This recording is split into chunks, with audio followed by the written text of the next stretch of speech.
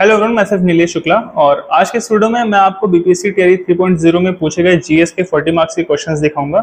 ये questions junior में भी पूछे गए हैं, टीजीटी के भी होंगे और पीजीटी के भी क्वेश्चंस होंगे। मैं आपको यहाँ पर प्रश्न दिखाऊंगा और मैं आपको इनका सोर्सेज भी दिखाऊंगा ताकि आप ये समझ पाएं कि आपको कौन सी किताबों को पढ़ना चाहिए। अगर आप चैनल पर पहली बार आए हैं तो चैनल को सब्सक्राइब जरूर कर लीजिए। साथ ही आप हमारे टेलीग्राम ग्रुप से भी जुड़ सकते हैं जहाँ पे आपको बीपीएससी के पीवाईक्यूज मिल जाएंगे टीआर एग्जाम के और उनके फाइनल आंसर की के साथ ही आपको क्वेश्चंस मिल जाएंगे जो प्रैक्टिस करने के लिए मैं क्वेश्चंस भी वहां पर पोस्ट करते रहता हूं। तो लिंक आपको डिस्क्रिप्शन बॉक्स में मिल जाएगा। तो देखिए, मैं आपको यहाँ पर प्रश्न दिखाऊंगा और मैं आपको उसका सोर्स भी बताऊंगा कि ये क्वेश्चन कहाँ से पूछा गया था। ये टीजीटी का भी होगा, पीजीटी का भी होगा और जूनियर का भी क्वेश्चन होगा। तो आपको देखिए स्क्रीन पर एक क्वेश्चन दिख रहा होगा, ये टीजीटी का क्वेश्चन है जो 40 मार्क्स के जीएस के अंतर्गत पूछा गया था बीपीएससी टियर 3.0 के अंतर्गत। तो क्वेश्चन आपको स्क्रीन पे दिख रहा होगा, जिंक ऑक्साइड का साधारण रूप से किस के उत्पादन में उपयोग होता है। ऑप्शन ए है पेंट, बी है विस्फोटक और सी है घोलकों के रूप में। तो इस उपयुक्त में से एक से अधिक या इनमें से कोई नहीं। तो ये देखिए आपका प्रश्न है। और अगर मैं इसके सोर्स के बारे में बात करूं तो देखिए ये आपका जो सोर्स है ये कक्षा 10वीं की एनसीईआरटी चैप्टर 3 से पूछा गया है। और इसमें देखिए चैप्टर का नाम है धातु एवं अधातु। ये चैप्टर 3 आपको यहाँ पर स्क्रीन पे दिख रहा होगा। ये कक्षा 10वीं की एनसीईआरटी है। और अगर मैं आपको इसका जो है सोर्स दिखाऊं तो आप यहाँ पर देख सकते हैं, आपको दिख रहा होगा 3.5.1 के अंतर्गत की संक्षारण से सुरक्षा। तो ये देखिए मेनली जो है ये एक पेंट के रूप में इसका प्रयोग होता है। लोहे एवं इस्पात को जंग से सुरक्षित रखने के लिए उन पर जस्ते यानी कि जिंक की पतली परत चढ़ाने की विधि को यशद लेपन कहते हैं। तो ये जो पतला परत चढ़ाया गया, इसे एक प्रकार से ये मेन पेंट के रूप में ही इसका यूज करते हैं। इससे जो है लोहे को जंग लगने से बचाया जा सकता है। तो ये प्रश्न आप देख पा रहे हैं कि आपको कहाँ से मिल गया, कक्षा 10वीं की एनसीईआरटी से आपको ये प्रश्न मिल गया है।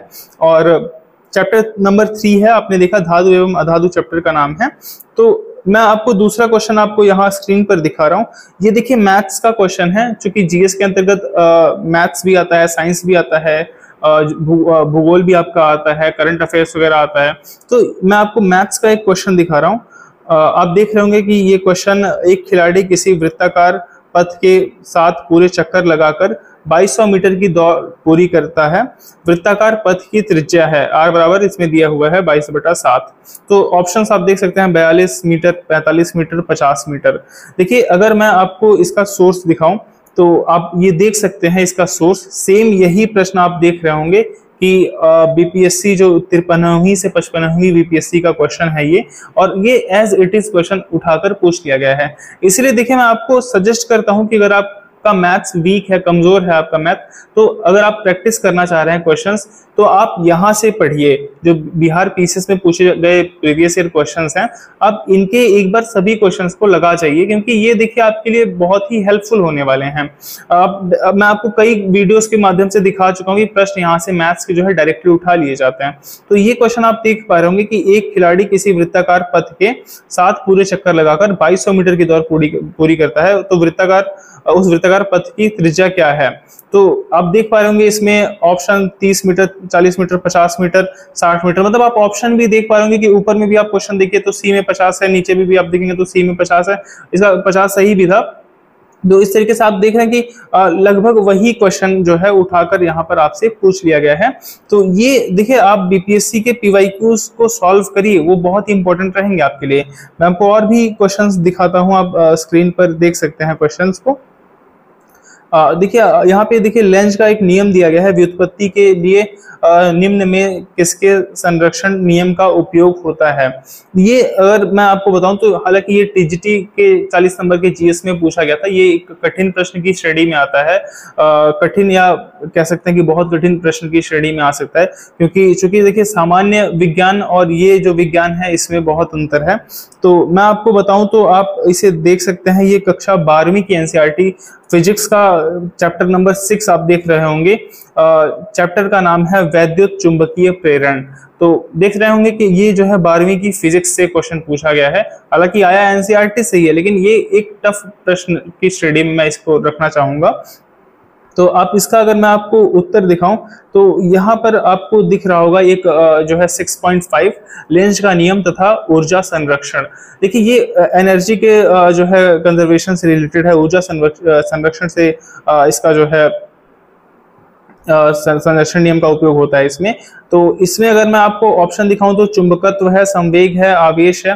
तो ये अगर मैं आपको बताऊं तो देखिए ये प्रश्न जो है आपका, इसका ई ऑप्शन सही होगा, क्योंकि इसमें जो है नहीं दिया हुआ है ऊर्जा संरक्षण। अगर ऊर्जा रहा होता तो वो इसका करेक्ट आंसर होता है एनर्जी, लेकिन ये इसमें ऑप्शन में नहीं है, तो इसका ई ऑप्शन सही माना जाएगा। तो आप ये देख सकते हैं कि ये 12वीं की फिजिक्स के चैप्टर नंबर 6 से आया हुआ क्वेश्चन है। साथियों, मॉक टेस्ट के लिए टेक्स्ट बुक आप सभी के लिए एक बेहतर ऑप्शन हो सकता है, और अभी चूंकि टेक्स्ट बुक पर ऑफर चल रहा है, तो आप अगर टेक्स्ट बुक से मॉक टेस्ट लगाना चाहते हैं, क्योंकि वहां पर आप अपनी रैंक देख सकते हो, आप ओवरऑल एनालाइज कर सकते हो कि आपका परफॉर्मेंस कैसा है, क्योंकि वहां पर आप ही के सेम एग्जाम की तैयारी कर रहे ढेर सारे लोग होते हैं।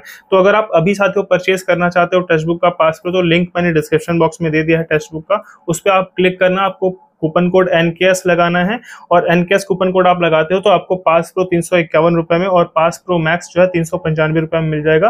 पास प्रो मैक्स में साथियों ये है कि आपको AI के माध्यम से अगर आपका कोई डाउट है तो वो आपको उसका समाधान मिल जाता है, और आपको नोट्स वगैरह मिल जाते हैं। तो ये पास प्रो के फीचर है, और ये पास प्रो मैक्स के फीचर है, और पास प्रो में आपको साथियों मॉक टेस्ट, PYQs, ये सभी चीजें जो है मिल जाती है। सेक्शन वाइज आपको क्वेश्चंस भी मिल जाते हैं। एक और क्वेश्चन मैं आपको TGT का ही दिखा रहा हूँ, आप इसे स्क्रीन पर देख पा रहे होंगे। 1918 ईस्वी में अहमदाबाद के मिल मालिकों और मजदूरों के मध्य विवाद में किसने हस्तक्षेप किया था? देखिए ये प्रश्न है तो बहुत आसान, लेकिन हो सकता है कि ये प्रश्न विवादित हो जाए अपने ऑप्शंस के द्वारा। तो ऑप्शन ए में है वल्लभ भाई पटेल, महात्मा गांधी, और ऑप्शन सी है जमशेद जी टाटा। उपयुक्त में से एक से अधिक या उपयुक्त में से कोई नहीं। देखिए मैं आपको NCERT का ही साक्ष्य दिखा रहा हूं, और ये अपने NCERT के साक्ष्य के बदौलत ही मेरे ख्याल से हो सकता है इस क्वेश्चन को चैलेंज किया जाएगा अगर आंसर की आएगी तो आप देख रहे होंगे कि ये कक्षा 8वीं की NCERT है। अध्याय 9 आपको दिख रहा होगा, राष्ट्रीय आंदोलन का संगठन 1870 के दशक से 1947 तक। तो अगर मैं आपको इसमें देखिए दिखाने का प्रयास करूं तो आप देख सकते हैं कि यहाँ पे आपको स्क्रीन पे दिख रहा होगा महात्मा गांधी का आगमन। अगर आप नीचे पढ़ेंगे तो महात्मा गांधी ने पहले साल पूरे भारत का दौरा किया। इस दौरान वे वहाँ के लोगों, उनकी जरूरतों और हालात को समझने में लगे रहे। उनके शुरुआती प्रयास चंपारण, खेड़ा और अहमदाबाद के स्थानीय आंदोलनों के रूप में आगे का मैं आपको दिखा रहा हूँ, आगे का आप इसमें देखें, सामने आए।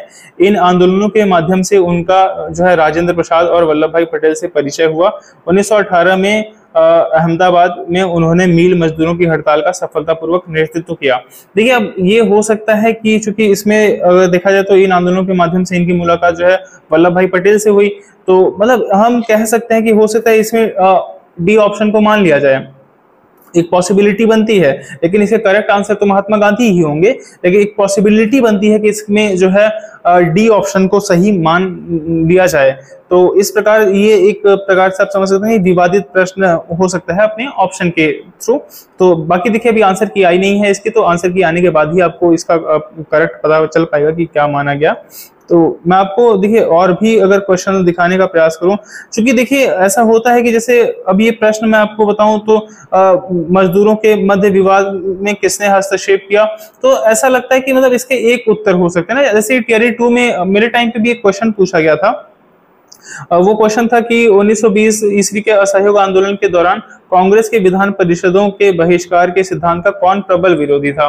देखिए प्रबल विरोधी हो, प्रमुख विरोधी हो, या प्रमुख हो, प्रबल हो, या फिर कभी कभी पूछ जाता है कौन जनक हैं, तो ऐसे प्रश्नों के उत्तर एक हो सकते हैं, केवल एक ही उत्तर होना चाहिए। लेकिन चूंकि इसमें जो है मोतीलाल नेहरू और चित्तरंजन दास दोनों को मान लिया गया था, तो इसमें हालांकि मैंने टिक किया था चित्तरंजन दास को, मेरा ये क्वेश्चन गलत हो गया था। पहले प्रोविजनल आंसर की में तो सही माना गया, लेकिन बाद के आंसर की में ये मेरा क्वेश्चन जो है मार्क्स मेरे माइनस हो गए थे। लगभग मेरे 90 मार्क्स बन रहे थे जूनियर में, जो कि बाद में घटकर 88 हो गए थे। तो इस प्रकार से आप देख सकते हैं कि इस प्रश्न में हो सकता है कि थोड़ा विवाद हो सकता है, मतलब इसका डी ऑप्शन सही माना जा सकता है। एक प्रश्न मैं आपको दिखा रहा हूं, ये प्रश्न आपको पीजीटी का दिख रहा होगा, जो 40 मार्क्स के जीएस में पूछा गया है टियर 3 में। निम्नलिखित में से किस भाग पर किसी वस्तु का प्रतिबिंब बनता है? प्रतिबिंब देखिए वस्तु का बनता है, ये कक्षा 10 की अगर आप एनसीईआरटी विज्ञान के उठाएंगे विज्ञान के एनसीईआरटी के अंतर्गत ये चैप्टर नंबर 11 है। तो आप यहाँ पर देख पा रहे होंगे अध्याय 11 मानव नेत्र तथा रंग बिरंगा संसार। तो ये आपका जो है एनसीईआरटी का चैप्टर है, अध्याय नंबर 11। इसमें मैं आपको दिखाऊं तो यहाँ पर देखिए, यहाँ पर आपको दिख रहा होगा मानव नेत्र एक कैमरे की भांति है। इसका लेंस निकाय एक प्रकाश सुग्राही पर्दे जिसे रेटिना या दृष्टि पटल कहते हैं, रेटिना को ही दृष्टि पटल हम कहते हैं, तो इसमें आपको कंफ्यूज नहीं होना है, पर प्रतिबिंब बनता है। तो मतलब जो भी प्रतिबिंब बनता है किसी वस्तु का, वो कहाँ पर बनता है, वो हमारे रेटिना पर बनता है, जिसे हम दृष्टि पटल कहते हैं। ये आपके एनसीईआरटी में भी लिखा हुआ है दृष्टि पटल शब्द। तो इसका आप देख पा रहे होंगे कि इसका करेक्ट आंसर आपको कक्षा 10वीं की विज्ञान की एनसीईआरटी से मिल गया है। चैप्टर नंबर जो है ये 11 है। मैं आपको एक और प्रश्न दिखाना चाहता हूँ, ये भी पीजीटी का ही क्वेश्चन है, आपको स्क्रीन पर दिख रहा होगा कि जीवाश्म के आधार पर मानव उत्पत्ति केंद्र कौन सा है? अफ्रीका की रिफ्ट घाटी, मध्य एशिया, जेरूशलम, एक से अधिक, या फिर उपयुक्त में से कोई भी नहीं। तो देखिए, एक और मैं आपको इंपॉर्टेंट एनसीईआरटी सजेस्ट करूंगा जो आपके जीएस के प्रिपरेशन में सहायक होगी, वो है 12वीं की बायोलॉजी की एनसीईआरटी। वहां से मैंने देखिए आपको और भी प्रीवियस वीडियोस में क्वेश्चंस दिखाए हैं, और ये क्वेश्चन का आंसर भी मैं आपको इसी स्रोत से दिखाने का प्रयास कर रहा हूँ। तो आप देख सकते हैं ये कक्षा 12 की एनसीईआरटी आपको दिख रही होगी। चैप्टर का नाम है विकास, अध्याय है 7। तो इसके अंतर्गत अगर मैं आपको दिखाने का प्रयास करूं तो आप यहाँ पर देख पा रहे होंगे मानव का उद्भव और विकास। इसके अंतर्गत अगर मैं आपको दिखाऊं तो यहाँ अगर आप नीचे पढ़ेंगे तो यहाँ पे लिखा हुआ है इथियोपिया तथा तंजानिया में कुछ जीवाश्म अस्थियां मानव जैसी प्राप्त हुई हैं। अब देखिए, ये जो इथियोपिया और तंजानिया का क्षेत्र है, इसी को हम कहते हैं अफ्रीका के रिफ्ट घाटी। मतलब ये सभी देश जो है अफ्रीका की रिफ्ट वैली में आते हैं। तो इसका करेक्ट आंसर यही होगा, अफ्रीका की रिफ्ट घाटी। ये आप अगर देखेंगे तो ये आपको मिल जाता है कक्षा 12वीं की बायोलॉजी की एनसीईआरटी में, चैप्टर नंबर 7 में। तो इस प्रकार से देखिए आप इन प्रश्नों को देख पा रहे हैं, ये प्रश्न कहाँ से पूछे गए हैं, और आपको ये भी समझ में आ रहा होगा कि आपको क्या पढ़ना चाहिए। मैं आपको एक और प्रश्न दिखाता हूं जो जूनियर में पूछा गया था। ये भी साइंस का ही क्वेश्चन है, निम्न ऑक्साइडों में से कौन सा जल में घुलनशील है? तो इसमें आप देख पा रहे होंगे ये सभी ऑप्शंस। और अगर मैं इसके स्रोत की बात करूं तो आप इसका स्रोत देख सकते हैं, ये भी कक्षा 10वीं की ही एनसीईआरटी है, रासायनिक अभिक्रियाएं एवं समीकरण। तो इसमें आप देख रहे होंगे कि यहाँ पर जो है एक क्रियाकलाप दिया गया है 1.4 संयोजन अभिक्रिया। इसमें अगर आप अच्छे से इसे पढ़ेंगे तो इसमें आपको इसका आंसर मिल जाएगा।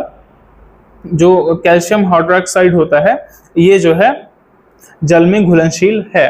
तो इस प्रकार अगर आप देखेंगे तो आपको समझ में आ रहा होगा कि आपको क्या पढ़ना चाहिए और जो है इन सोर्सेस को, ताकि आप अच्छे से अपना लगभग 40 में से लगभग आप 30 और 35 के आसपास स्कोर कर सकते हैं।